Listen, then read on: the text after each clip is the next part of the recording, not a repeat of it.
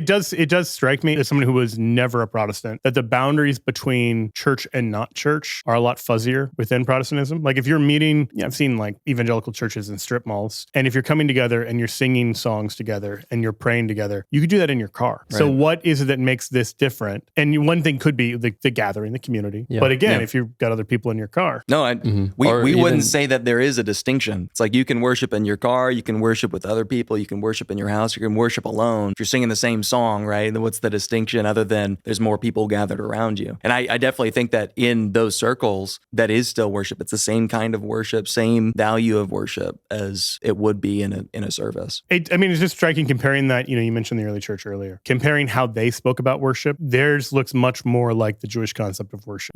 Going back to like the Didache in the first century or Justin Martyr or St. Irenaeus in the second century. And they regularly will cite to Malachi 1, where Malachi 1, God is rebuking the Jewish priests and saying he's not pleased with the sacrifices they're offering at the altar, which he calls the table of the Lord, which is important because that's later how St. Paul describes the Eucharist. That's going to be something that he sets aside in favor of gathering the Gentiles together, and then says from the rising of the sun to its setting, a pure sacrifice will be offered to my name. That doesn't look like they're just singing songs. Like that looks like there's some kind of visible, objective kind of sacrifice being offered. And St. Paul seems to connect that when in 1 Corinthians 10, he compares the table of the Lord Eucharistically to the table of the Lord in the temple and then the table of demons. So 1 Corinthians 10 has a great passage there. But then the Didache, Justin Martyr, and Irenaeus make this connection explicitly. So yeah, it makes sense when you read it kind of through that lens. But it's fascinating if that's not the background you're coming from. Right. It just seems like there's something missing there.